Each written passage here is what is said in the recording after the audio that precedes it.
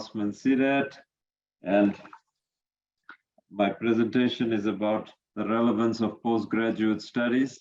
Thank you very much for attending, and thank you, Victor. Thank you very much for your time. I trust that you will find value in our discussion today. If you have a comment, then please put it on the chat. There you go. And if you have a question, then you can type in your question on the Q&A. Okay. Thank you.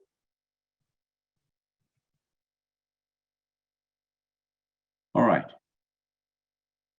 So that's that. Yeah. Okay. So the subtitle for my presentation is really becoming an agile leader with a postgraduate qualification. So I want to talk about two things. I want to talk about why we need to do a postgraduate qualification, but linked to that, the notion of being an agile leader, and hopefully I can bring it all together towards the end of my discussion. Please, if you use the Q&A, if you have any questions, and if you got any comments, you use the chat line. I see we're up to 60 participants. Welcome, everybody. Thank you for giving me the time. My name is Osman Seedat, the Deputy Dean at Regent Business School, and I trust you can all hear me clearly and see my presentation. So, hey, I have to start off with a little bit of a punt for Regent Business School, and that is really talking about the postgraduate programs that we offer. There are two honors degrees, the Bachelor of Commerce honors, which is a general honors degree, and then the Bachelor of Commerce honors in Human Resource Management, and a number of postgraduate diplomas, Supply Chain Management, Digital Marketing, Accounting, Project Management, Finance and Banking, Educational Management and Leadership, and Management. Two MBAs, a Specialist MBA in Healthcare Management and an MBA General, and the Doctor of Business Administration. And while I'm on this, yeah, okay. Temba, I'll get to your question just now. Thank you for that. So while I'm on this, let me show you what we call the articulated pathway at Regent, almost a one-stop shop, okay? That will take us on the NQF level, the National Qualifications Framework. This is the HEQSF, the Higher Education Qualifications Framework, sub-framework, HEQSF. That will take us from NQF level 5, which is the highest certificate, right up to the highest level, NQF 10, which is the doctoral degree, DBA. And really the path from the highest certificate can be via diploma, to an advanced diploma, to a postgraduate diploma, to a master's degree, or from a higher certificate to a bachelor's degree. There's also entry from the bachelor's degree, then on to an honors degree. And the path that's blocked off, obviously, is the postgraduate path. And really, this issue is about lifelong learning. Just that, lifelong learning. Okay, so we're talking about lifelong learning, and that's really the key to why you should be on a postgraduate qualification. And now, oh, there you go. Okay. So if I look at the World Economic Forum that talked about top 10 skills for 2025. And some of these may be so-called soft skills: analytical thinking, critical thinking, creativity, leadership, technology use, resilience, reasoning. And you see the type of skill: problem solving, self-management, working with people, technology use and development. And all these, you can argue, are what you would get as you go through a program. The point about postgraduate programs is that it hones in on some of these skills. Okay, and that's really the key. At an undergraduate level, you're putting the basics in place, and now you're adding on, but in a more critical way. It's not just about knowledge accumulation, although we'll talk about how knowledge is accumulated. So the question that I have for you then is, are you ready for 2025? In many ways, we're already getting there, okay? So it's maybe a year and a half away, or a little bit more, over 18 months or 20 months away. But are you ready for 2025, given what the World Economic Forum talks about as the top 10 skills? So if I then jump to this notion of agile leadership, okay? And one definition is about leading through change, shaping the environment, establishing teams, coaching people. In order to do this, to be able to be customer-centric, to walk the talk, to create the safe environment. And in a way, I'm rushing through it, okay? So I need you to just then think about, the question is, what is the link between having a postgraduate qualification and being an agile leader? And I want to submit again that that's the gateway, the postgraduate qualification.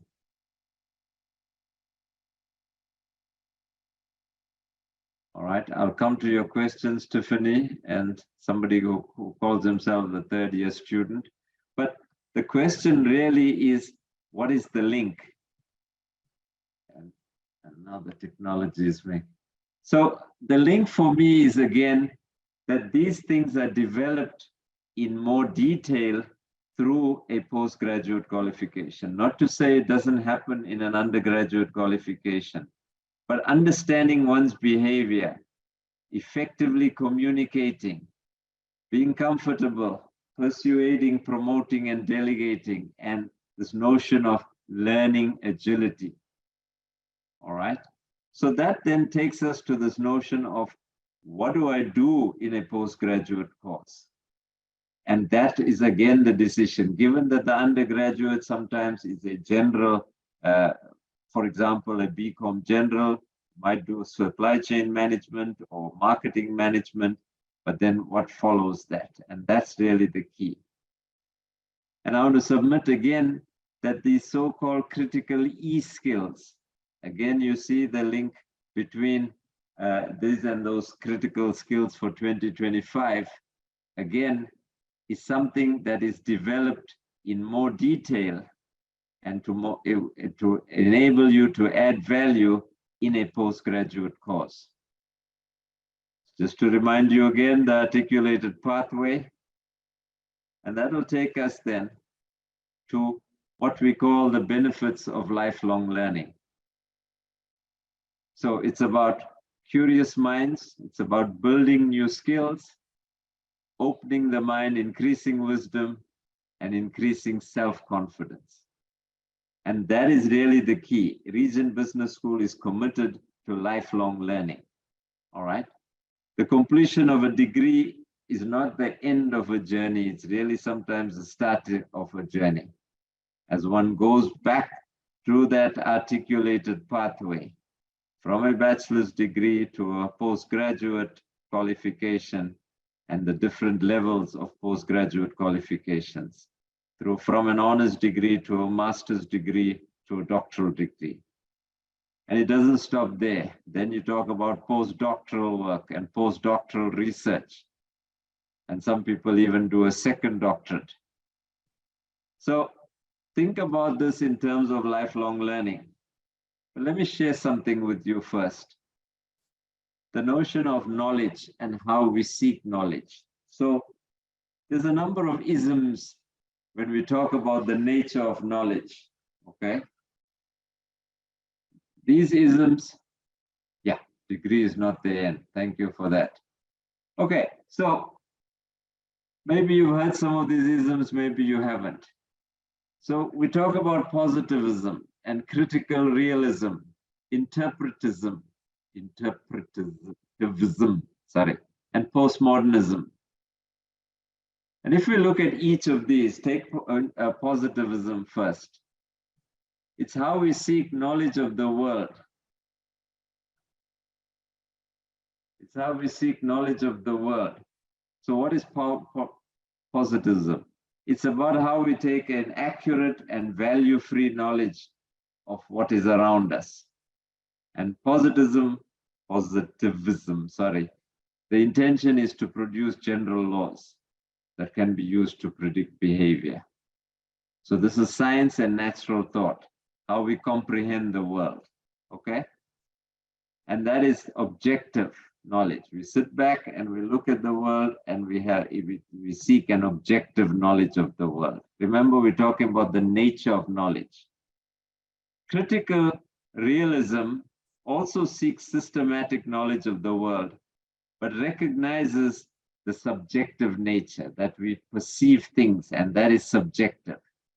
So that, and values are also subjective, so that our knowledge of reality, what is reality, is distorted by our human subjectivity. Okay?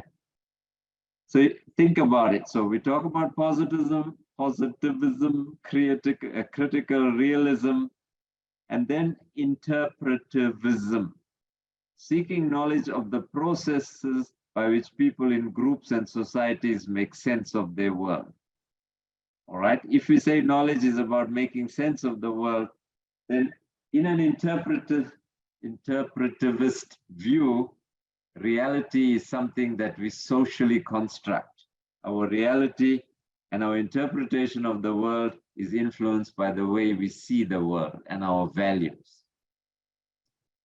All right, stay with me, people. So we talked about positivism, critical realism, interpretivism, and now we talk about postmodernism. And I want to say that that's where we are now, in a postmodern world.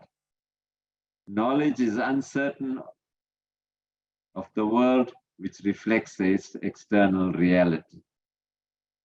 So in a postmodernism, a modernist perspective, nothing is tangible or fixed. There are no eternal truths or values, and you might disagree with that, and our knowledge of reality is uncertain. So think about it. You might be seeing a picture of me talking to you at some background, but is it really me? Is it some kind of a figure or whatever? Is it a holocaust? All right. What is our knowledge of reality? So if we look at this diagram, what is it, 4 or 3? You can put your answer on the chat if you want. What do you see? 4 or 3?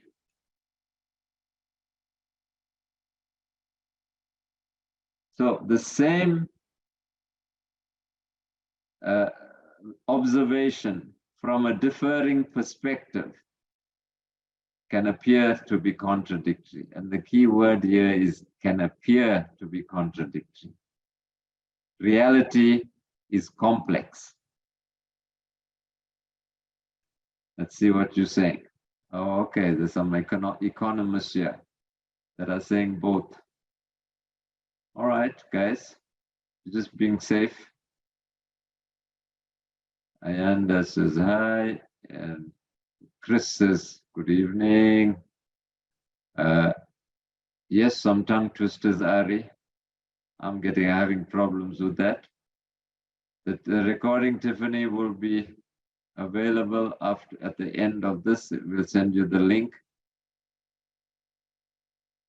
Yes, I'll get to your question, Pindi, but let me see what the people are saying. 4, 4, both, 4, 4, 4, 3, with 4 and 3, 4, both. Depends which end you look at it from. Tumelo says 3, Bongani says 4 and 3. Now, Bongani, you're supposed to choose. Cassius, 4/3. Victor, depends where you're standing. Carmen says both. Tiffany says both. Kathy says either. Okay, you just don't commit yourselves. Oh yeah, here we go. The recording will be on YouTube. Chris Watkins says 609. Petronella says both. Angle where you're standing. Nico says both. Pepisi, both. There's some fours there. Sandra. Okay, Dalton has maybe the last word. Somebody else says 4. A lot of people saying 4. Okay, so can you say that if you're saying it's 4, can you say 3 is wrong? And that is what the point I'm trying to make, that the differing perspectives can appear to be contradictory. So where are we now? And you must be tired of this word, fourth industrial revolution. But that's the reality. We're in a technological revolution. We've got all these things, artificial intelligence, autonomous vehicles, 3D printing, nanotechnology, biotechnology. All these things reflect this revolution. Yeah. Okay, so what does that mean, really? It continues to hassle me. All right. So I come back to this point that knowledge is uncertain. And here's one more point. You must have been tired of this also, the so-called VUCA environment. An environment that is characterized by rapid and unpredictable change, volatility, the lack of predictability, uncertainty. The interconnected nature and interdependent nature makes it very complex. And the lack of clarity or understanding about what is happening, what needs to be done, the notion of ambiguity. Okay, all this sets the scene for what we might call the reskilling emergency. And let me share this with you. All jobs will be transformed by the technologies of the fourth industrial revolution. We're talking about 230 million digital jobs in sub-Saharan Africa by 2030. 1 billion people need to be reskilled. All right. Now you might say, well, what's that got to do with the relevance of postgraduate study? Well, it's really then the base on which the reskilling happens. And that's, again, the key. Look at those top 3 skills in 2020, problem solving, critical skills, and creativity. All right. Top 3 threats, availability of key skills, one of the top 3 threats.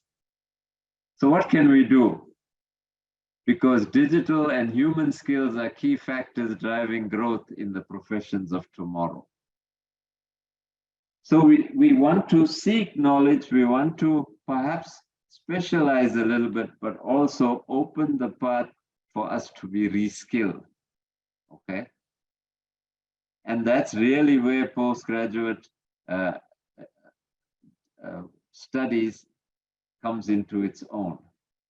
Because we will see that the undergraduates degrees will change as well. So if we are to put a price tag on a master's degree,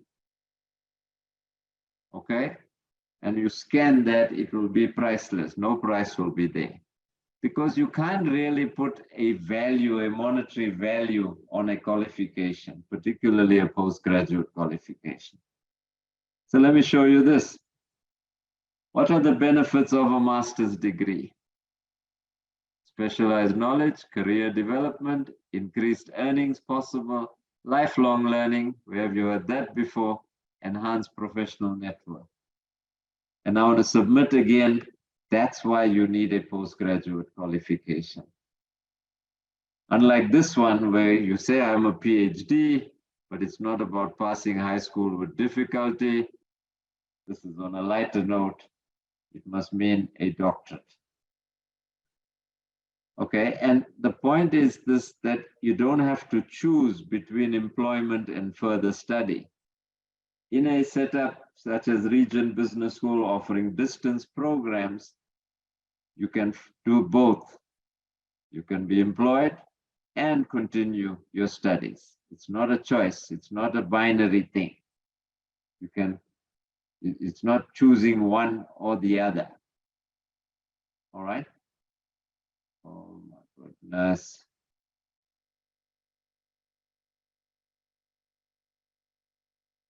Okay. I trust you can still see my presentation. Not sure what happened there. So what is postgraduate study? It's really an extension of the academic program or what you've done at an undergraduate level. It's now extended. And that's important because you need a base on which to build. So those academic skills, but it goes beyond the academic skills. It's about grasping the issues and the arguments relating to research.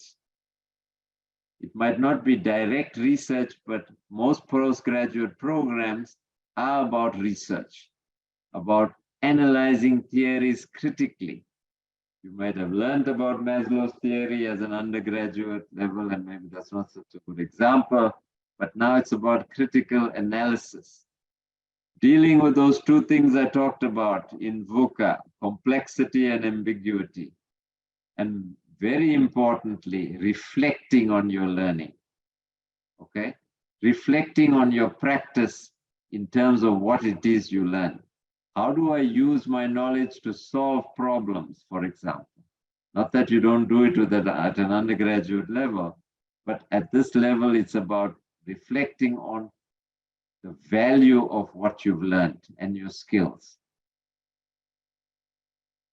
Quantum computing.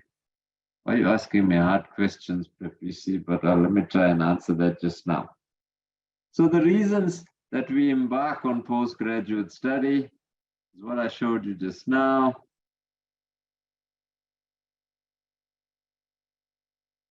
Postgraduates earn more, they get jobs, okay? It's about taking the next step in your career. It's about expanding your professional network. But here's the bottom line here, and literally at the bottom. Apart from personal fulfillment, and you can't put a price on that, it's about making a difference, okay? Again, this is not to suggest that with an undergraduate qualification, you can make a difference. Everybody should strive to make a difference. But really, it is why do you need a postgraduate qualification? Career advancement, specialization, personal development, networking, increased earning potential.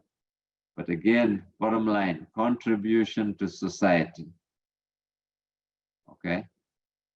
In terms of conducting research, developing new technologies, solving important problems in your field. All of this is really quite relevant.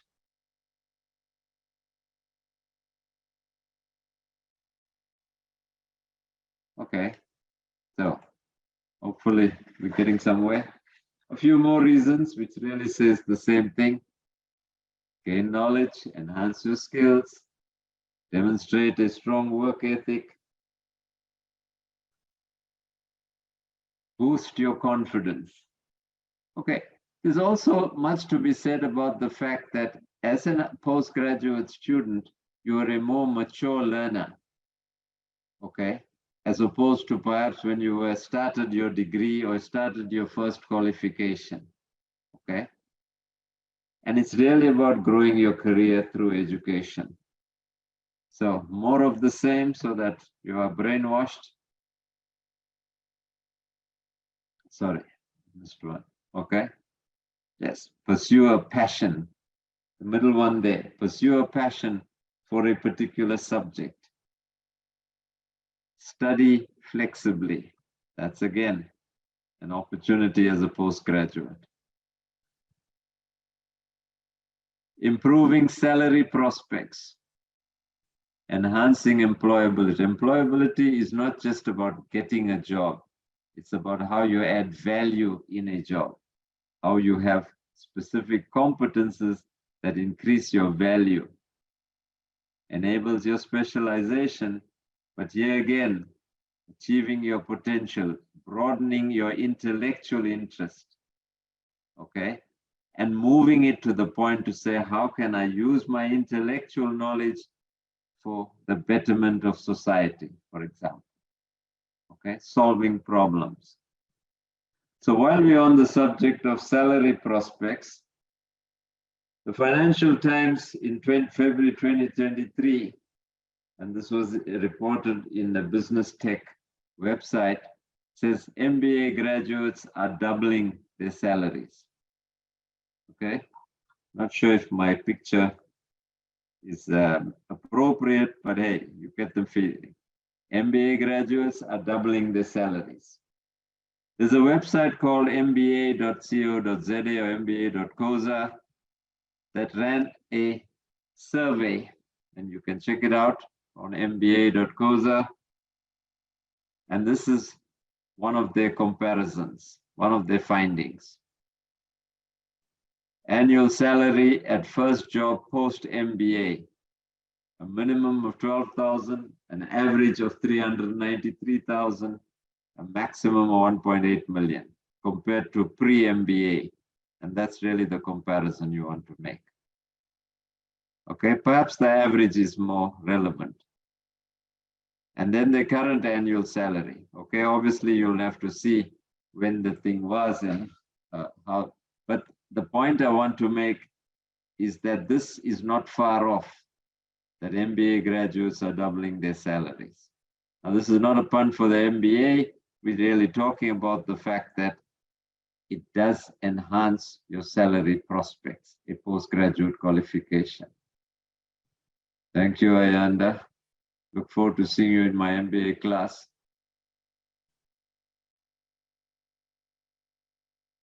And I'll get to the questions just now. So let me start rounding this off. So like every good person, and most of you do it, I went to ChatGPT. All right. And I found two things here.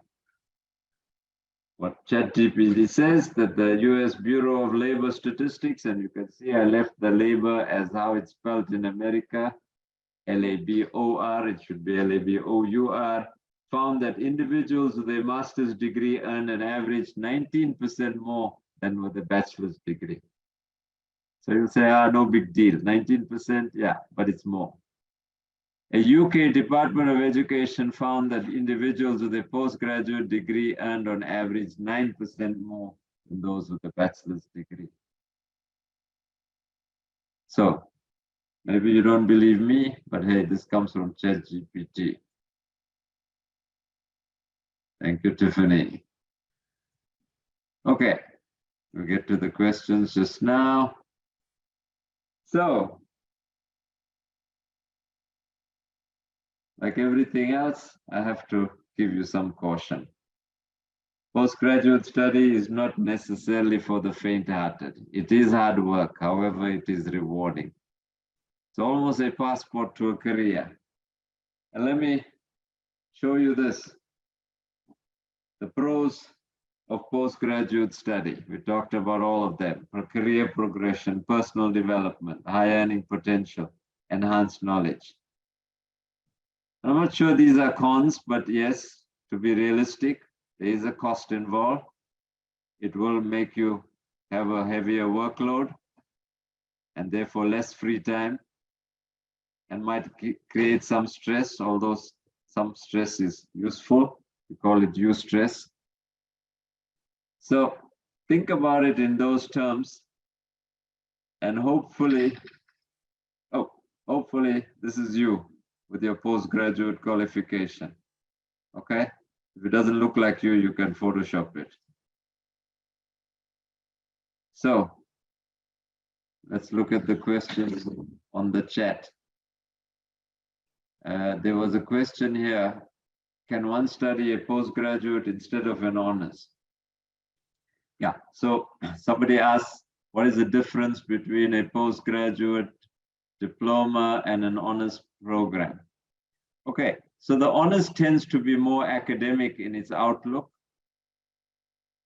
Yeah, there is a difference, Pindi, between a postgraduate diploma and an honors degree. for the BCom honors degree, for example, you have to have a BCom degree or equivalent business degree. For a postgraduate diploma, you can have any degree really. Both are at NQF level 8. The postgraduate diplomas tend to be more vocationally oriented. For example, a postgraduate diploma in supply chain management or in digital marketing or in educational management. It tends towards the specialization. The same would go with an honors, but the honors tends to be more academic. Both of them have a research component. So that's a similarity as well. So, yeah. So they're not necessarily the same, but they are similar. Okay, so let me see. Yeah, so Gloria wants to know, can one study a postgraduate diploma instead of an honors? Yes, if you have a degree or equivalent NQF 7 qualification, then you can do either a postgraduate diploma or an honors. At Region, the honors is a BCom honors, so you must have a BCom. Okay, and the one honors BCom honors in human resource management means that you must have a undergraduate qualification in human resource management. The other one is a general one. So that's hopefully that will this thing. I'll get to your questions just now. Pindi, you're welcome. So somebody said, why is an MBA so expensive? Muhammad Riza Adam. Well, it is at a higher level, Muhammad Adam. And also, I think, well, it's relative. I don't think it is a master's degree. It's over 18-month period. Generally, the postgraduate diplomas are 1-year qualifications. The honors degree is also one year qualification. So it's up in terms of the actual mark. Okay. So I can't really answer that. I don't think my answer was satisfactory. Let's look at the questions. Temba wants to know which high-level post I can fill after a postgraduate qualification. Hey, Temba, that's a difficult question, but maybe, there's always places in government. We're looking for a minister of potholes now that we've got a minister of electricity. Yes, I would suggest that it's something that you can aspire towards. I don't think it's an automatic thing that if you have a postgraduate qualification, you will fill a high-level post. High level is also relative. So I think you have to just really look at the fact that your postgraduate qualification might open more doors. And I really can't answer that. So the difference between postgraduate diploma, I've answered that already. Tiffany says, I'm measuring in business intelligence. Yeah. So we don't have an honors and masters in business intelligence per se. Okay. We do have in the pipeline a postgraduate diploma in business intelligence that we're awaiting final approval for. So Tiffany, hopefully by the time you are ready to finish your degree, that our postgraduate diploma is in place. So that's what we call a cognate qualification. It's a vertical qualification from your BCom in business intelligence to, let's say, a postgraduate diploma in business intelligence. I'm not sure that there is a master's program in business intelligence, but if you're aspiring towards, let's say, a Master of Commerce program, then you could then do it around business intelligence. Okay, so somebody who's at 792382, I hate calling you by numbers, but the difference between the two, I think I've expanded on that, so that's answered. Quantum computing, PPC.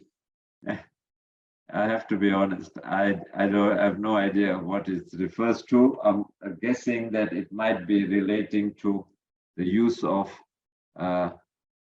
what might be large computers. Help me out here, somebody, in order to do this kind of complex calculations. That might be quantum computing, but hey, you got ChatGPT or you got Google, ask that, use a search engine. Ari, yes, you can study at Regent while you're overseas because of most of our, I mean, the assessment is online and you can submit your assignments, you can access the portal through the internet. So the short answer to your question is yes. Okay, and that adds diversity to our student population.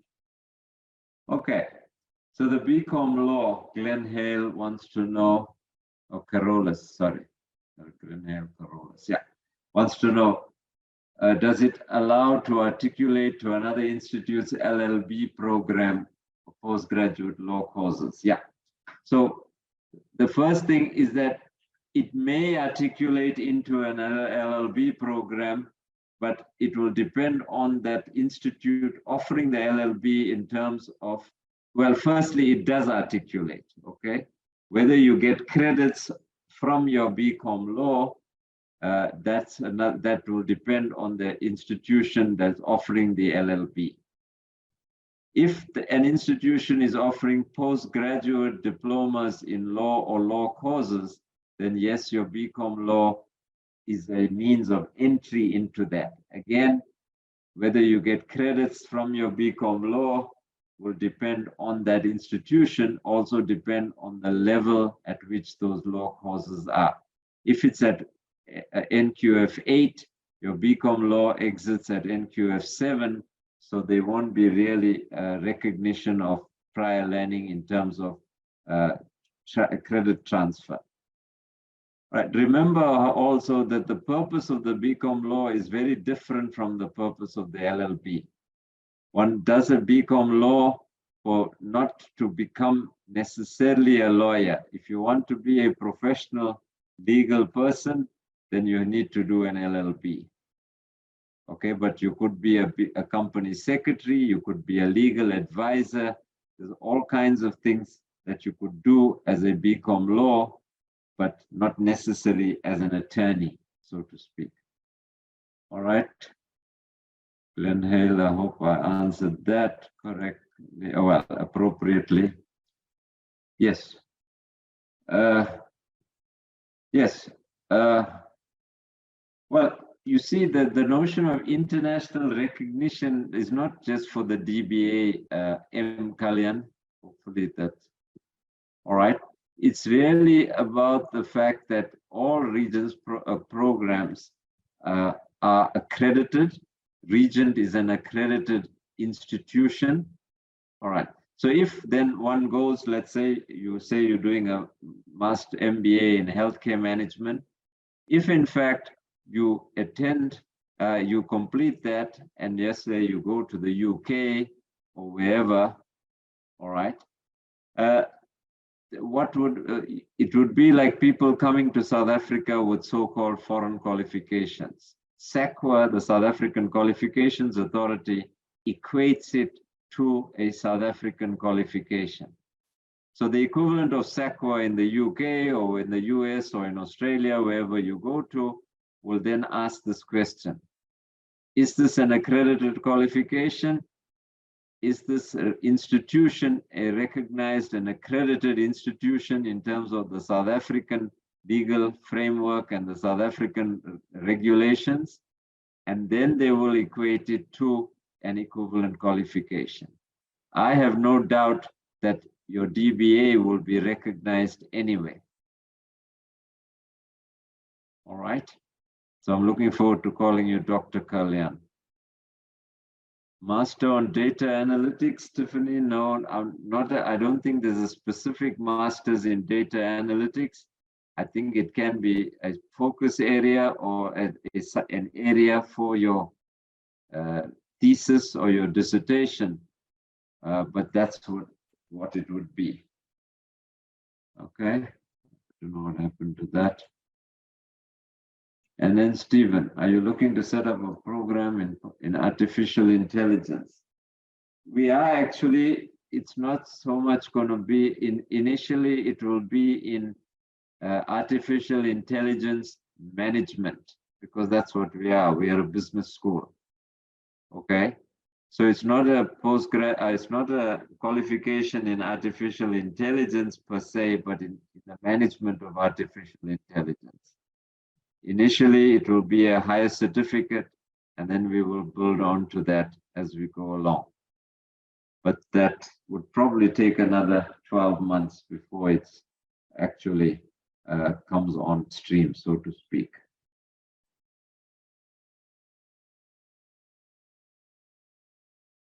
Okay, so let me see what's on the chat. A lot. All right, so now let's see. There you go. Somebody says hands up to RBS. Okay, your check's in the post. Thank you, Tiffany. I hope yeah, thank you so much for that. Let me see now what else is said on the chat. Tiffany says thank you. Ayanda says, we'll finish my studies at Regent. General postgraduate studies, please. Carmen, the general one would be the BCom honors degree. And the other one would be the postgraduate diploma in management. Okay, as opposed to, let's say, the postgraduate diploma in supply chain management or digital marketing. So those are the two that are general in terms of postgrad studies. But because we are a business school, obviously it must be in terms of management. If one has a vocational education diploma, yes, I think, Pumzile, you might have to go through an advanced diploma through RPL that will then enable you to go to a postgraduate diploma. It depends on your vocational education diploma, where it's at, and other things such as, and I know it's not nice to ask an age, but your age, your other qualifications, etc. But generally speaking, it might go through an advanced, you might have to do an advanced diploma first, and then move on to an postgraduate diploma. The advanced diploma is, the advanced diploma is at level 7. And then you can move on to a postgraduate diploma, which is at level 8. Okay, so, right. Okay, Stephen says, my study at RBS was super exciting. There you go, Stephen. Your check's in the mail.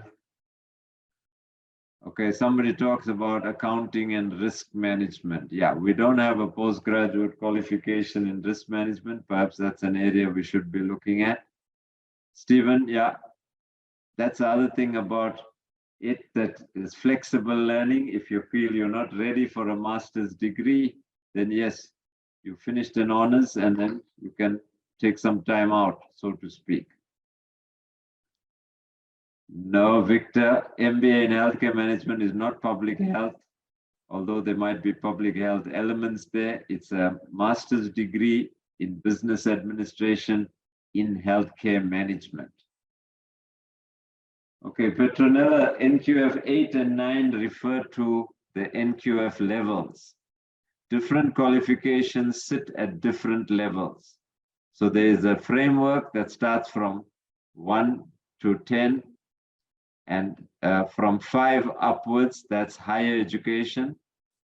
4 is the general education. So your matric or equivalent is at level 4. Your highest certificates are at level 5. Your degrees exit at level 7. Your postgraduate diploma and honors degrees at level 8. Your master's degrees at level 9, and your doctoral degrees, PhDs, at level 10. Victor, I'm happy. You're very welcome. Is economics a safe career path? Yeah, well, is there such a thing as a safe career path, Karabo? Economics graduates are employed most times they do economics and a second so-called major, and that makes them more employable. But economics graduates for employment as economists then must have at least a master's degree, I think, if not a PhD. All right, as a junior economist, I would suggest also at least a master's degree. So again, yeah, I think there are a lot of graduates, not just economics graduates, who are not employed. But yeah, I can't really comment on that. Yeah, so yes. Okay, so Kathy, what you got is that the MBA previously used to be at NQF 8. All right, and then the regulations were changed. The old MBA, which exited at NQF level 8, was one where the entrance requirement was a degree or equivalent. The new MBA from 2016 at MBA 9 requires a postgraduate diploma or honors or equivalent level 8 qualification in order to move on. So that's why if you're thinking of doing an MBA, you've got to do a postgraduate qualification first and then move on to the MBA like Stephen is intending to. All right. The coursework was different, but what you saw was people who are being phased out. The NQF 8 is being phased out. We're not allowed to take new people on the MBA 8. Yes, BCom general degree can enroll at the university for a postgraduate qualification in education. Kumzile, I think you're talking about the PGCE or BEd. The BEd will probably, but that's also an undergraduate qualification. But the PGCE, it will depend on what you caught as teaching subjects in your BCom. So for example, if you did accounting or you did economics or you did business management, if whatever the teaching subject is, business studies or accounting or economics or what they call commercial subjects, or I'm not sure at school level, then yes, you can do a PGCE. Or the institution that's enrolling you on the postgraduate certificate in education would have to ask you to add some subjects for non-degree purposes. Yes, okay, somebody, let me get to this one first. Cassius, yes, we are going to have some COVID graduations for people who didn't get an opportunity to graduate, who came through a virtual graduation. There is going to be a COVID graduation for all those people from March 2020 till the end, I think, of 2022, or maybe to June or 2022, who's going to be part of the COVID grad. What's the route to take for behavioral economics? Rachel, I really don't know, but I guess you have to do economics first, and then maybe at a postgraduate level, specialize in behavioral economics. But hey, I'll be guessing there. I don't know.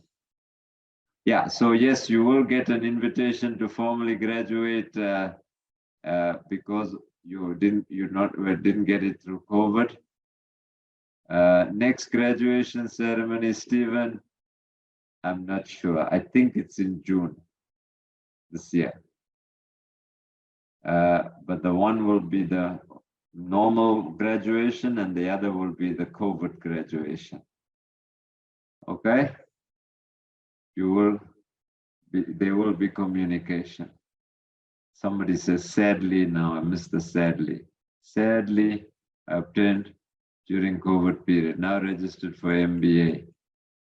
Well, if you got your degree during COVID with us, then hey, we'll still have a COVID graduation, for want of a better word. All right. But there we are, Karabo, Rachel Karabo is telling you can do it in your honors as an elective. Cassius, you're welcome. I'm not sure what you're thanking me for, but that's fine. Yes, those who graduated virtually, there will be a COVID graduation to which you'll be invited at Regent Business School. Okay, there's 3 questions here. Okay, so we've answered that about the public health.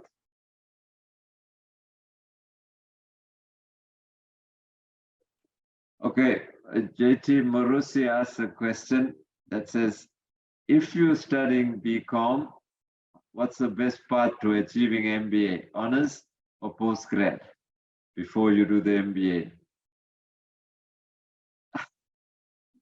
As I said, the postgrad is a more vocational one. It might give you more options. The honors program is more academic, okay? But it'll certainly give you some research skills, which is not to say the postgrad doesn't give you research skills, but so it's really much of a muchness. I think you have to make the call depending on what you look at. When you look at both the thing about doing a postgraduate diploma is that you got more options. You can do it in project management, you can do it in management, you can do it in supply chain management, you can do it in digital marketing, for example, and then carry on to the MBA. So it just gives you more options.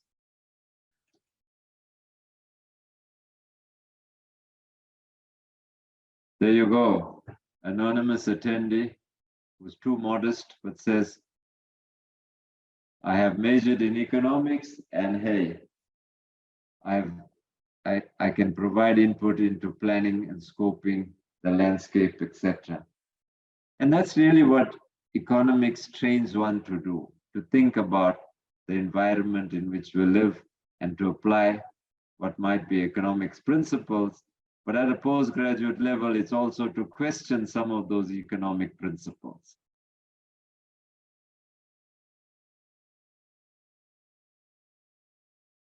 Okay.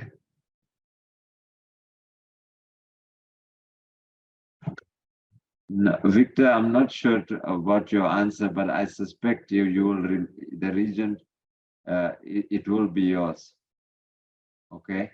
Also, the fact that you'll have a student number for life. So if you come back to Regent, you will retain that student number. So your email should be the same. So you should retain that. I'm not sure. Mpo says it's definitely yours for life. Okay, Mpo, thank you for that. Okay, people, is there a study group for postgraduate diploma in project management? I have no idea. You need to contact student support maybe, and they might help you, anonymous attendee. Okay, thank you, people. Victor, you're welcome. And thanks, Mpo. And keep well, everybody. I hope this was useful. We should have actually done some polling, but it's fine. There you go. If you got any queries, email studentsupport@regent.ac.za. Those of you saying thank you, you're all welcome. Bye, everybody. Keep well. And now I'm just losing all the chats because it's so big. But there you go.